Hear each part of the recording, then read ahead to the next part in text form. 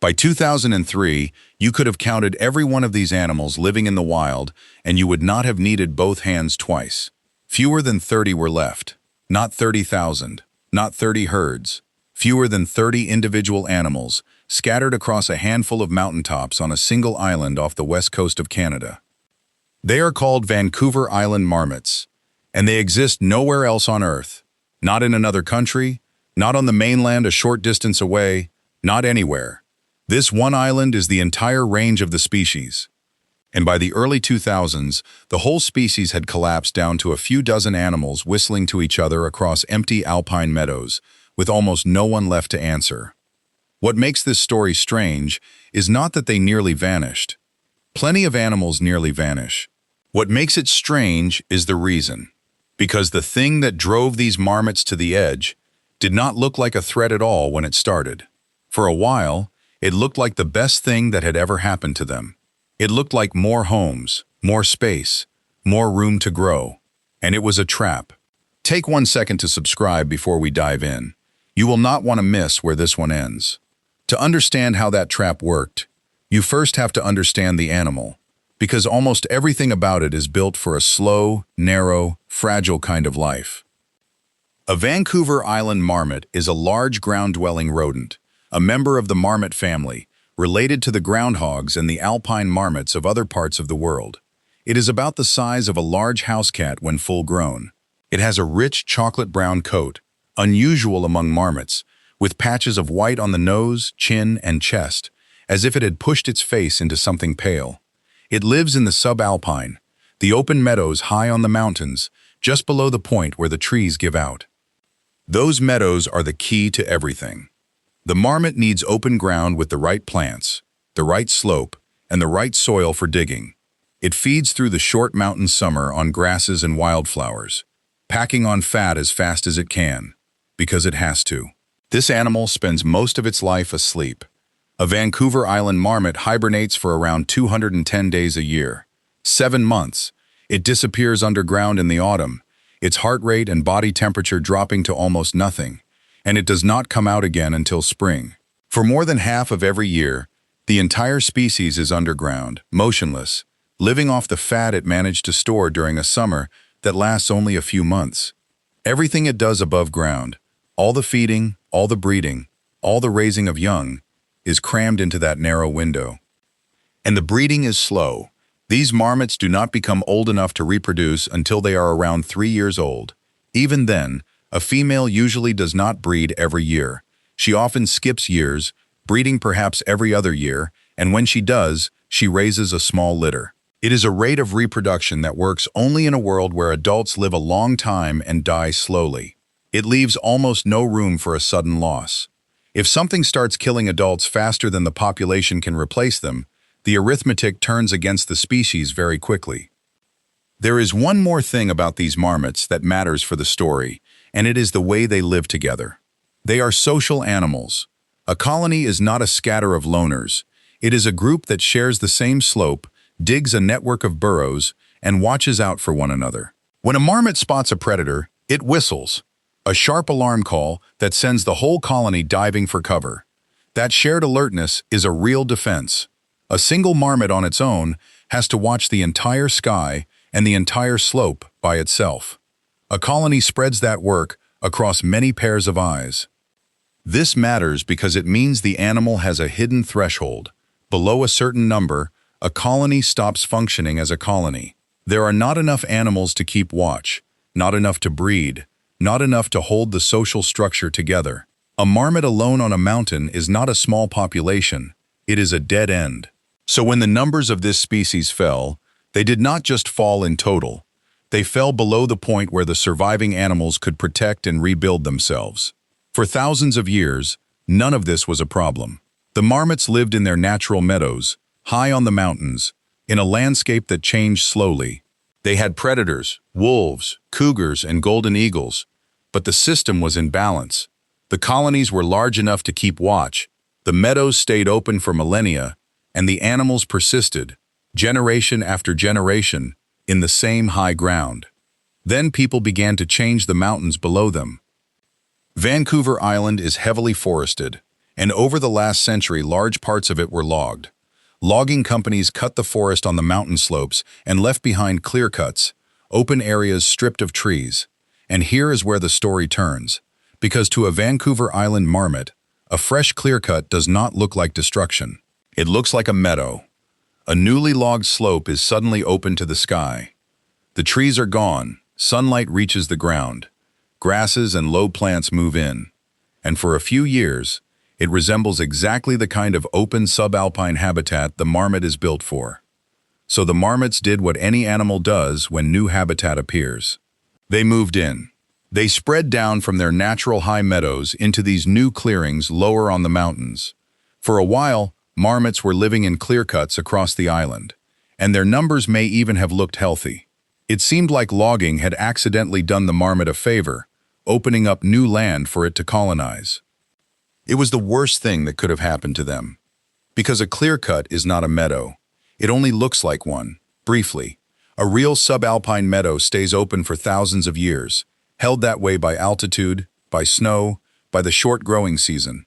A clear cut is just a forest that has been temporarily removed, and the forest comes back. Within a decade or two, young trees grow up across the cleared ground, the open space closes over, and the fake meadow disappears. The marmots that had settled there suddenly found their home turning back into forest around them, no longer suitable, forcing them to move again. This is what ecologists call an ecological trap.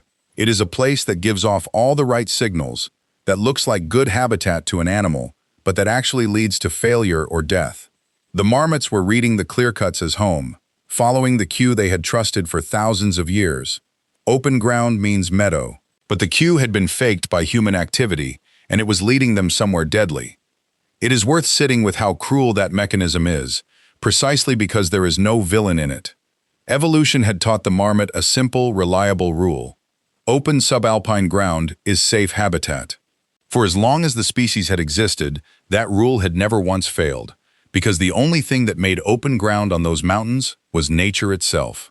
Then, in the space of a few human decades, machines began making open ground that was not safe, that would not last, and that funneled predators straight to it. The marmot had no way to tell the difference. Its instincts were still perfectly tuned to a world that no longer existed. It walked into the trap not because it was foolish, but because it was doing exactly what had kept its ancestors alive for thousands of years. And the deadliest part was not the disappearing habitat itself.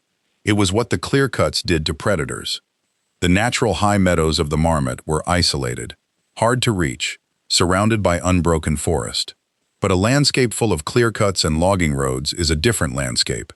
It is broken open, easier to move through, and it changed the way predators traveled and hunted across the mountains.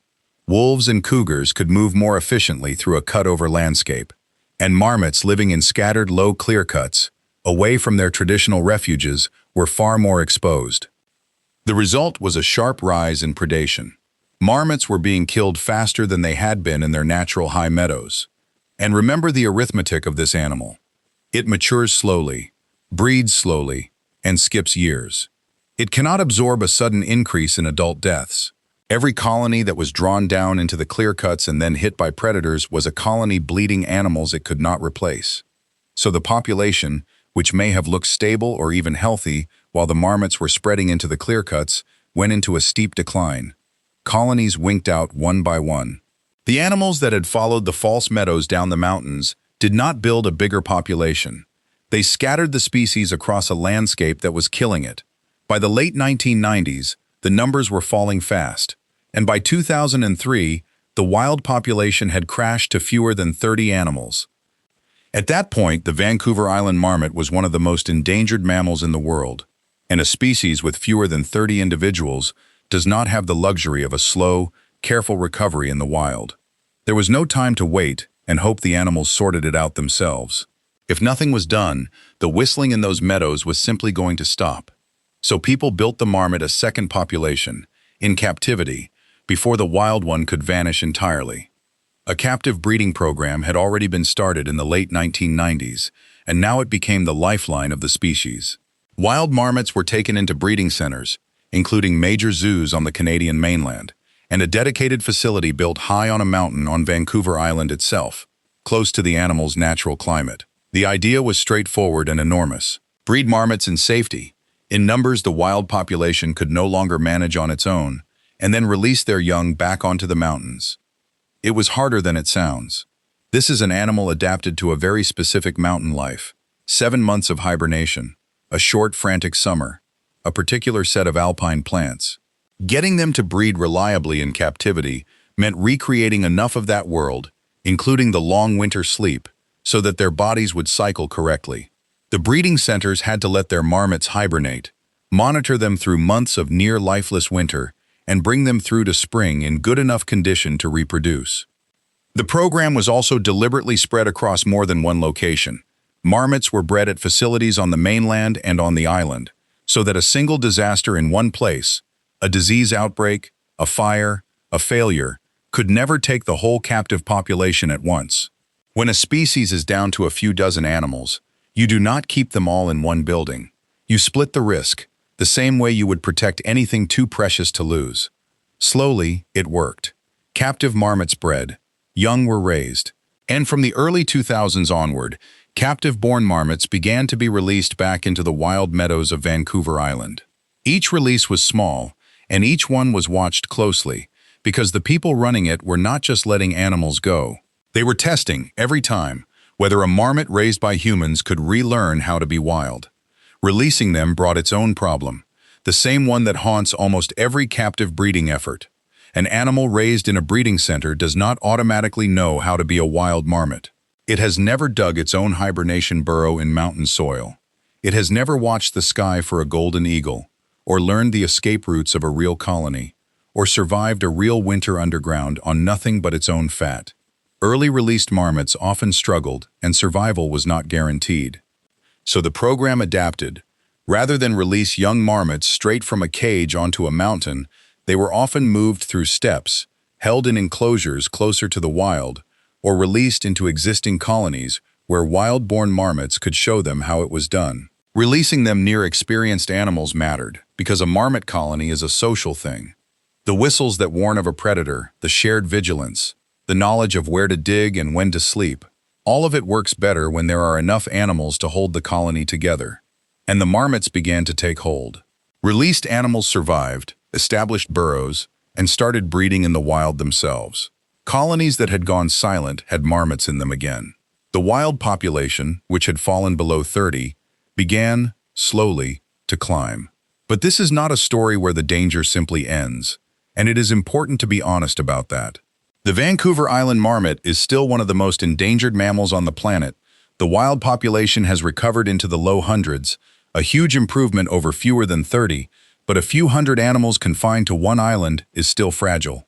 The whole species still lives in the same small region, which means one severe event, a bad disease, a string of harsh years, a spike in predators, could still do enormous damage. Predation has not gone away either. Wolves, cougars, and golden eagles still hunt these marmots, and in some years predation still pulls colony numbers back down. The recovery is not a wall that has been built and finished. It is something that has to be actively maintained, with ongoing releases, constant monitoring, and management of the very habitat problems that started the collapse. If the effort stopped, there is every reason to think the decline could begin again. There are also things that will not come back the way they were. The natural distribution of the species, the pattern of colonies spread across the island in a landscape that had never been logged, is gone. The marmots now live in a managed situation, in a landscape that humans reshaped, and keeping them alive means continuing to manage it. This is a rescue, not a restoration of the world as it was. And there is an honest limit to the lesson here, the same one that runs through so many of these stories. This worked because the problem was reachable. The range is small enough to monitor. The animal breeds well enough in captivity to build a second population. There were enough wild marmots left, barely, to work with. Change any one of those, and fewer than 30 animals would simply have been the last 30. But step back and look at what actually happened. A species found only on one island, driven down to fewer than 30 animals by a threat that had disguised itself as an opportunity, was pulled back from the edge and rebuilt into a wild population many times larger. The marmots that whistle across those meadows today are, in large part, the descendants of animals born in breeding centers and carried back up the mountains by people who refused to let the species end on their watch. The most important thing this story teaches is not about marmots at all. It is about how easy it is to harm something without ever meaning to. Nobody logged those mountains in order to kill an animal they had probably never heard of. The clearcuts were not an attack. They were just a landscape that happened to send a fatal false signal to a creature that had trusted that signal for thousands of years. The damage did not come from cruelty. It came from a mismatch between how fast humans can reshape a mountain and how slowly a marmot can adapt to the change. Today, on a handful of mountains on one island off the coast of Canada, an animal that had almost stopped existing is whistling again across the summer meadows. It still hibernates for 7 months. It still breeds slowly. It is still rare, still watched, still dependent on the people who brought it back. But it is there. And it is there because someone counted fewer than 30 of them, understood exactly how close that number was to zero, and decided it was not going to be allowed to get there. If you enjoy true stories of species pulled back from the very edge, stories most people never hear, then like this video and subscribe. In the next one, we will follow another animal the world had already begun to give up on. Take care of yourself and stay curious.